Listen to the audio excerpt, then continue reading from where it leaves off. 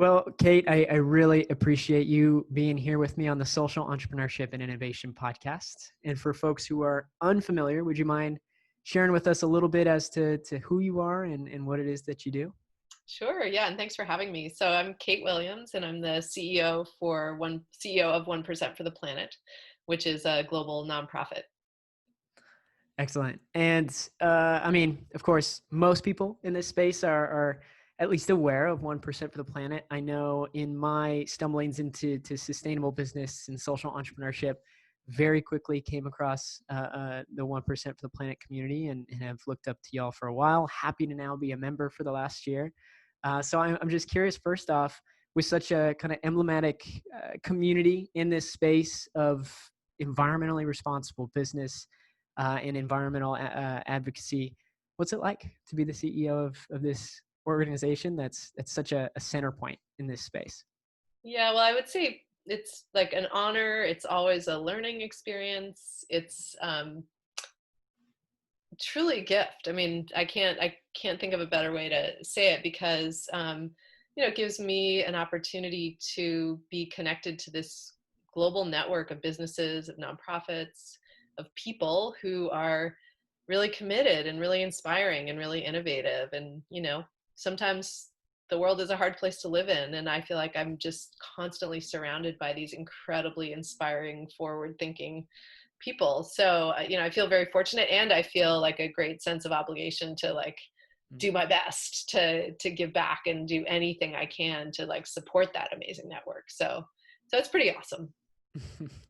Not surprising, most certainly. And so I'm interested to know, you've been CEO for roughly 5 years now. Is that right? Correct. Um, Yep. how did you get connected with the organization, and how did this opportunity come up for you, and how did you go about making the decision?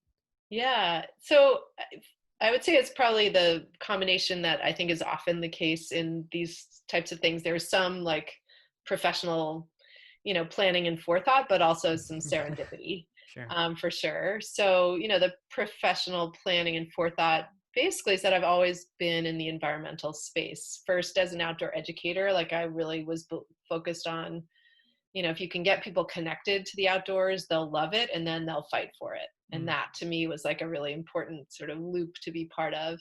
And then I, transitioned to, wanting to be more in the fight myself. And so worked for various environmental nonprofits. And immediately before being at 1% for the Planet, I was an executive director of a nonprofit for 10 years, and really enjoyed the opportunity to lead and grow an organization and just do all the various things that you get to do and learn to do and connect to all the stakeholders and things like that. And but then I was ready for a change, and that's where the serendipity came in. And I had the opportunity to take a job at 1% for the Planet, which actually initially was not the CEO role. Mm. But then in my first year, the then CEO left, and kind of one thing led to another. And a year after I started at the organization, I was given the job of CEO, and it's been a fun and wild ride ever since. And so I mean, you mentioned just being so uniquely positioned in the space of having some over 3,000 business members, a part of 1% for the planet, and obviously all the vetted and certified nonprofit partners that are part of it. You're right in the center point as a nonprofit, as well, watching this cross sector, or facilitating, I guess, this cross sector kind of partnership here. So I'm wondering, what do you feel like are maybe some overlooked opportunities or strengths of these cross-sector partnerships that maybe the 1% for the planet community understands and has already really bought into, but maybe other folks more on the periphery don't really understand just yet? Yeah, I love that question because there is so much of that. So, the way our model works, so what we're like focused on is certifying 1% giving by each of our members. So every member company commits to giving 1% of their annual sales to environmental nonprofits. And we support that, and we advise on those giving strategies, and we certify that giving. And, that happens, and it's amazing, and it creates a lot of impact. And we talk about that a lot. What is really amazing, sort of to get to your question, that kind of accompanies that and grows from that, is that you get these amazing purposeful people and companies and nonprofits together, and they start doing so much more than just the sort of required 1%. Hmm. So, all the time we're hearing about, companies who started out giving their 1%, but then realized through their conversations with their nonprofit partners, oh my gosh, we need to do so much more. We need to eliminate plastics from our, packaging. We need to do this. And then they start doing all these other things because they're able to access inspiration and learning and resources from the network. And we're not, officially certifying any of that additional action, but it happens because they get into this like powerful community of change makers, and they, just see those next steps right there in front of them and have that supportive group to take those next steps. So that's something that we're really excited about and seeing more and more of, is just that power of community to drive even more change than what you set out to do when you get into it. Mm. Yeah, I mean, I can certainly resonate with that. Our experience in first becoming a member, the team is diligently providing us with this detailed research document of all the nonprofit partners based off of our kind of priorities, values as a business, what we're interested in, what kind of causes or issues felt closest to us. And I think even the process of just going through reading that in-depth explanation, the research, checking through those organizations, like we learned a ton just from from that experience alone. And then Yeah. it as well, it seems naturally creates that like curiosity to want to dive deeper into the work that these organizations are doing, especially if you're like, okay, we're signing up with so and so. I want to be as connected to that as I possibly can, but also I have this sense of like, I don't want to get in their way, like I trust that there are people who are doing excellent work. So I'm like, all right, I want to be involved, but to a degree that it makes sense for you. Yep. So I don't want Well, to, I'm sure that they appreciate that level of like mutual respect is always a good thing.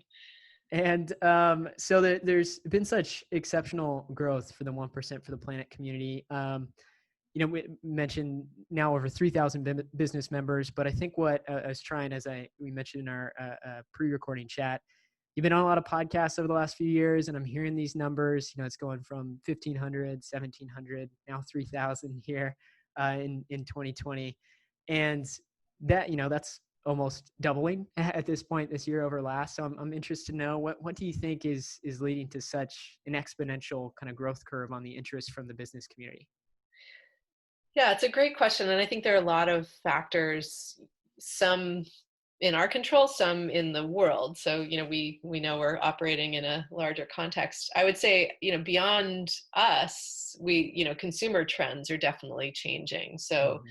there's a lot of great data showing that consumers increasingly are looking to have their dollars drive change, and to have their purchases go to purpose driven companies. So there's some recent studies that show that like 93%, I might be getting that number slightly wrong, but high percentage, like above 90% of millennials would choose a credible purpose driven product over another one. Mhm. That's like super high number.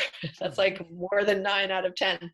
So so the consumer, and that those trends, you can come at that from a bunch of different angles. Those trends have been just continuing to move in that direction. So just the purchasing power to drive purpose is a really powerful trend, and that has definitely, as that has grown, we've seen our membership growth. So we've got to believe that that's part of it.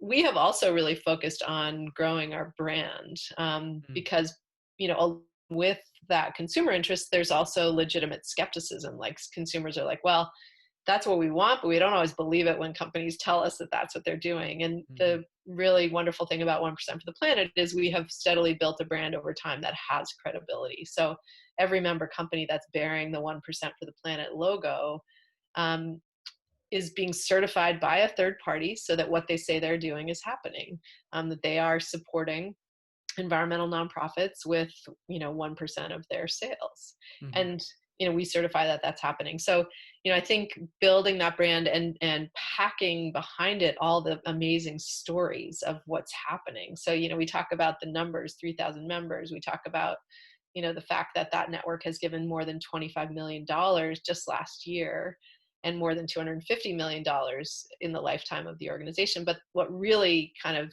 grabs people are the stories that happen, Mm. every day when those dollars go from the companies to the nonprofits and amazing things happen on the ground. So, all of that has built our brand into something that I think has both that credibility and that inspiration.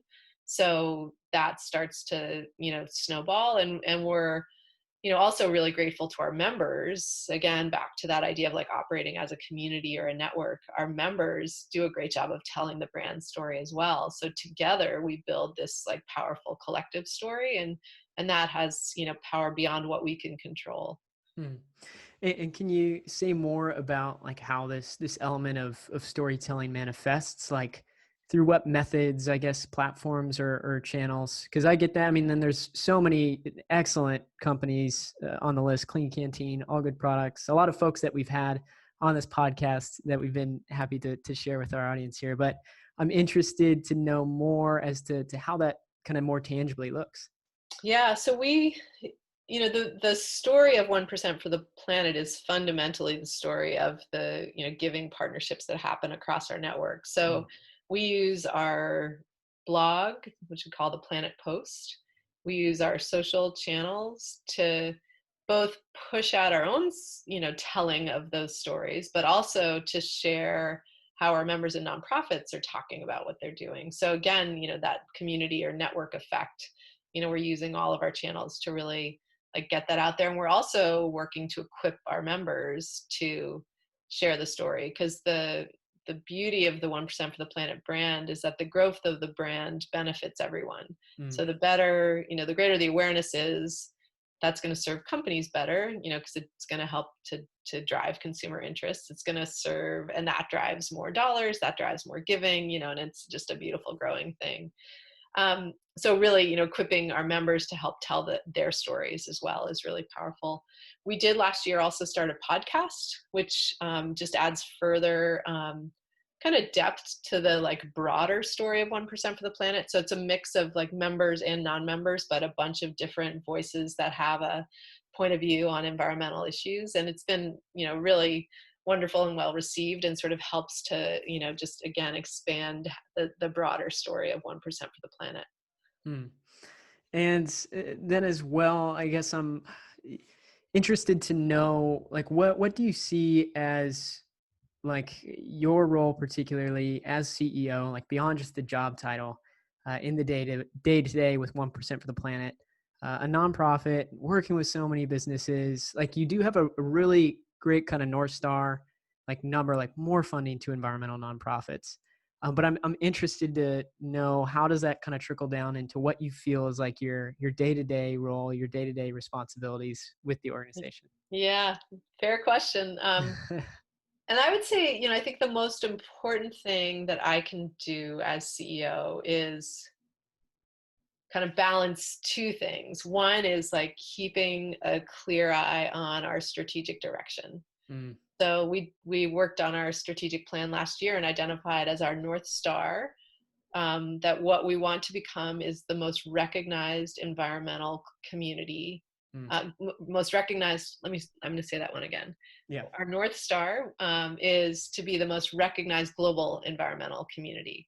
And again, that ties to what I was saying about brand. Like growing the awareness of the community creates more opportunities for consumers who are looking for credible environmental brands, environmentally focused brands, to feel confident that, oh, 1% for the planet brands are the ones to purchase. So, doing that like drives the engine and creates more impact. So we're really focused on that. And so keeping my eye on that North Star, on that longer term strategic vision, and then bringing that down into the day to day. So if we're making a decision about a tactic, or if we're trying to figure out how we're going to approach a decision that we need to make, how do we think about how that's going to move us toward our North Star, and how do we think about how that's going to get us, going on some of the other strategic things that we've thought about. So I feel like a lot of days I'm like really straddling that like strategic long term and like being really clear in the day to day. And then I would just say also maybe from a more sort of leadership style or leadership approach perspective, building and supporting a team that, is really feels like they're given the power to like deliver their best work. So, putting a lot of thought into how we operate as an organization and how we are structured and what processes we have in place. I mean, I find that stuff interesting because I think how we organize people to create change is like one of the most fundamental Mm. human things to figure out, and clearly, something that we all struggle with. So if in my little corner of 1% for the planet, I can do is my best job at sort of building this team to drive powerful global change, that feels like a really important piece of my work as CEO. Certainly. And that seems to be true amongst so many folks that we've talked with for the show, like Russ Stoddard with Oliver Russell in Boise, Idaho.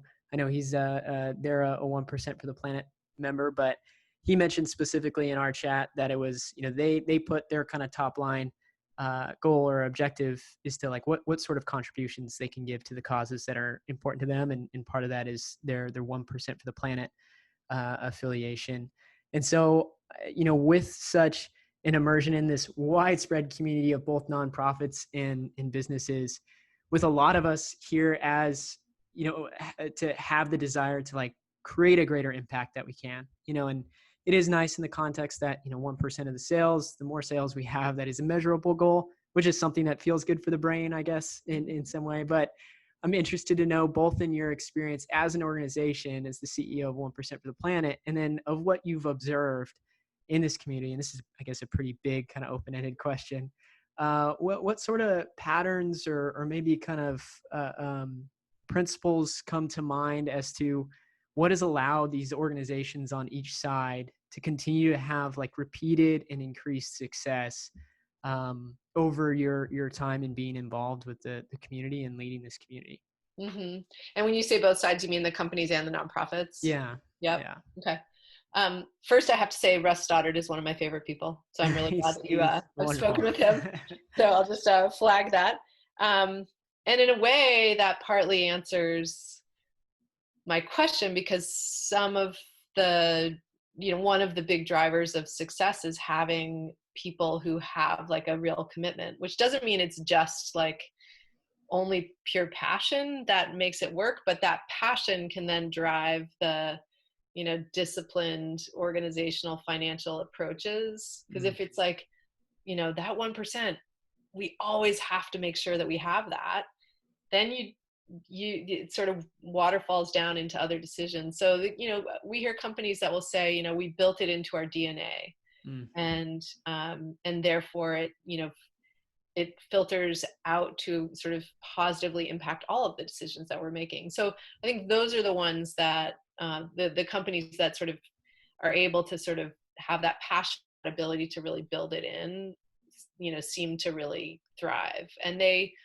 put some effort into it in the sense that they really engage with the network, they connect with their nonprofits, so that then they also get that like positive feedback loop, because it's really fun too. So, just to like summarize those, then like passion, sort of organizational discipline tied to that. And then also just like diving into it, like being fully engaged, because then you start to like get so much more back as well.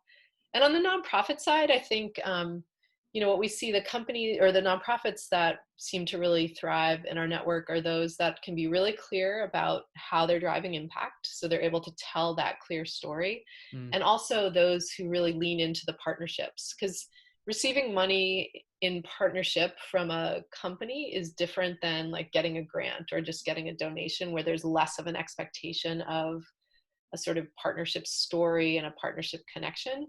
And so, we have nonprofits that have done a really amazing job of really building these connections with their company donors and partners. And like, they really sort of operate as equals, even though sometimes there's a weird power dynamic when someone's giving money and someone's receiving. I think when our nonprofits are able to, be just so clear about like, we're the ones who get to be on the ground doing stuff. You help us to do that, and we can tell a really great story together. And so we have many amazing nonprofits who have been really good at just figuring out how to best like step into that partnership. And this brings me to another topic. I've heard you reiterate this in a few different instances, podcasts and talks and stuff you've given. And I love this sentiment, just rang so true to me because, you talk about both the benefit and the value of the business community that is interested in supporting environmental activism. And then you talk about nonprofits specifically in their ability to be so agile to address, areas where there are no markets, and be so quick to make an impact or affect some sort of systemic change because they're so already immersed on the ground in whatever is the respective area. And I think that this is something that comes up a little bit with this movement of sustainable business, is that we do kind of think it's going to be a silver bullet in some regard. And while I'm very excited about it and there is a wonderful community around it, there's still such an essential piece for nonprofits to play and play a critical role in. And so I'm interested if you could kind of expound a little bit more on your thoughts on the two, like what are the strengths and maybe limitations, or like where do you see the value in having all of these different sectors exist together in influencing the change that we want to make? Yeah, I so appreciate you bringing that up, because that's something I've put a lot of thought into, because I realized, as for example, with the growth of like impact investing and ESG, and I'd sometimes hear people saying, "Oh, that's the thing, that's what we should be putting our money into." And Mm-hmm. I was like, okay, like, so is that like competition with philanthropy, or like how do they go together? I gotta get clear on that. And then, like, at the same time, I would hear, philanthropy plays the most critical role in these ways. And it's like, well, but we should also be like, the way businesses operate should also create change. So I realized, like, as is often the case, like I hold a lot of perspectives in my head at the same time. And I realized I needed to figure out how to get clear on that relative to 1% for the planet, because I knew that we play a really critical role, and we don't have to say it's the only one. And so, to like, with that preamble, to get to like the answer to your question, like, our belief, and based on what we see in the world and how it works, is that there's government action, there's business action, and there is a space in between. And Mm-hmm. it's sometimes bigger, sometimes smaller, but there's always a space in between. And nonprofits are able to operate in that space. They can go and take action where there may not be policy solutions yet. They can go and take action where there may not be a market. Mm-hmm. They can move in pretty quickly and stay the course, because they're legally beholden to deliver their mission, not to create a profit, and they don't have a like voting constituency in the way that politicians do. And they can often also create a bridge. So sometimes there's like pressure that needs to be put on government to make changes one way or the other. Nonprofits can be activists and advocates and do that. So what we really believe in, what we see as our role, is saying, let's make sure we support that nonprofit sector for the environment in a really strong and smart way, because that creates a great picture. And if there are other people who are focused on impact investing and other people who are doing amazing work at the political level, like, we need all of it for the planet. Like, there is like plenty to go around. So we want to be clear about our space and clear about the fact that we need all those different pieces. Yeah, I totally agree. And there's just a lot of interesting threads that get thrown around where, businesses need to act more like nonprofits, or nonprofits need to act more like businesses. Some double standards being tossed around. So I do appreciate, that everyone is essential. Certainly everyone does already exist. So we might as well work together for this ultimate, shared goal to, monitor where our own strengths and weaknesses are. But speaking a bit more to that, in this battle to protect our home planet, what do you feel like are understandings that you have today that maybe you didn't have 5 years ago in starting as the CEO of 1%? What are your understandings in like maybe where we are in this trajectory, and what kind of like little levers really need to be pulled in this moment, maybe opportunities or I guess understandings you have now that you didn't when first, not getting this kind of very unique, like overarching Yeah. view of a lot of different people operating in this fight. Yeah. I think really the first thing that jumps out at me when I listen to that question is, I think I have gained a greater appreciation of how bold the business sector is willing to be. Mm. I think often it's, painted as, the evil empire, or, not being able to like take the risks. But I think as, as the consumer trends that I was talking about earlier have evolved, it's been really great to see businesses like step up. I mean, one example is, the growth in our membership, like more members doing that. But another example would be the We're Still In movement, when the US government pulled out of the Mm. COP21 agreement, but a lot of businesses were like, fine, like then we'll stay in and we'll do it. And we ultimately need for everyone to be on board, but I love it when, to see the business community, I think, just further stepping forward with more bold and, what you could call like risky moves that consumers are actually increasingly supporting. So I'd say that's the biggest like evolution that I've seen that makes me super psyched. Mm. Yeah, and that was something that was maybe most surprising in first kind of getting immersed in these various communities. Have been to a few like certified B Corporation annual retreats. I volunteered at the very first one that I went to, and part of me was skeptical as to like, what degree is this a thing about, more so what's like looking good, like what's Yeah. playing more so on the trends, like, and attempting to do that from a sales and marketing standpoint, as opposed to like the people being in this space are genuinely they happen to be business people, but they are using their businesses as a tool for impact. Hmm. And that was so inspiring. Like the people like Russ Stoddard, as an example, you're like, man, he is so authentic, genuinely like in it. Like he wants to do good for the world, as an example, as does Carolyn with All Good Products, like all these different companies, so many wonderful examples, like very legit people. You're like so inspired. And it just so happens that the business that they have and they're operating, they want to operate very well, is their vehicle to get more creative and expansive with ways that they're able to make that impact. So I totally agree with that sentiment. Yep.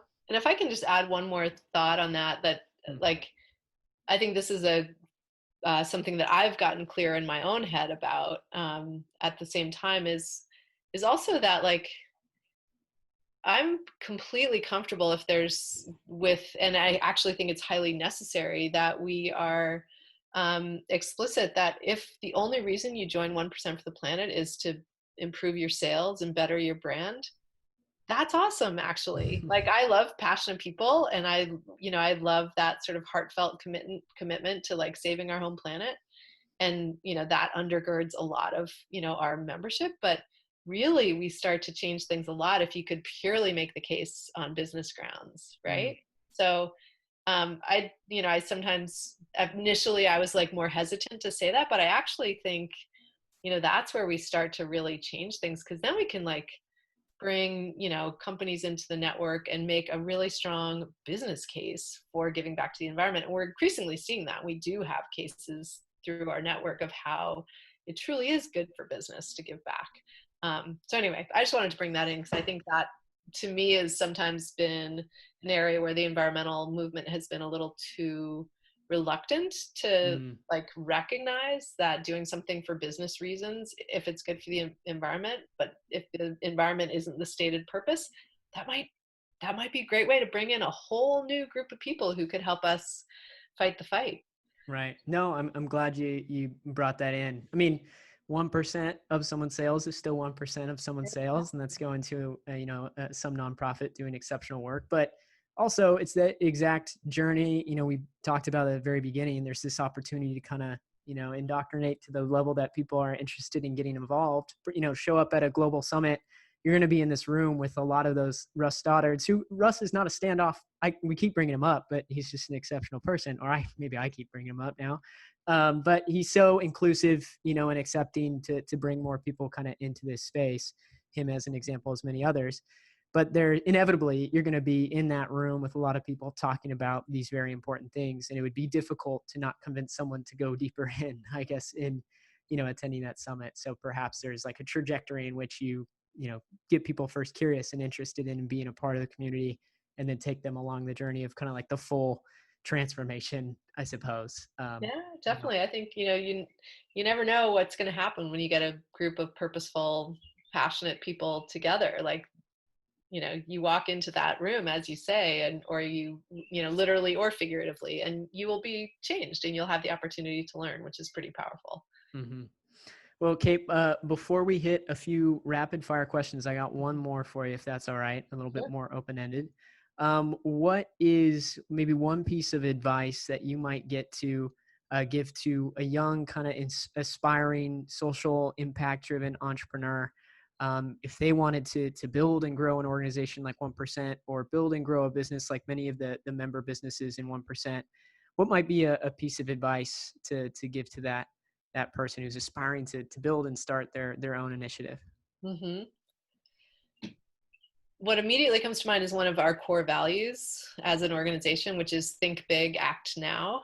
Mm, And the reason that comes to mind is I think, and similarly to what I said, like I kind of do all day as a CEO, is like think big and act now. I think that that's a really important sort of lens or framework or mantra mm, for, a young aspiring leader, because you do need to have your eyes on a prize that like pulls you through, that gives you inspiration. But you have to also know that there's going to be a lot of days that you have to grind through what's right in front of you in order to get there. But so you can't lose track of either. And you kind of need both. mm. Yeah, no, I totally agree. That's a great piece of advice. You mind if I ask you a few rapid fire questions before we Not at finish all. up?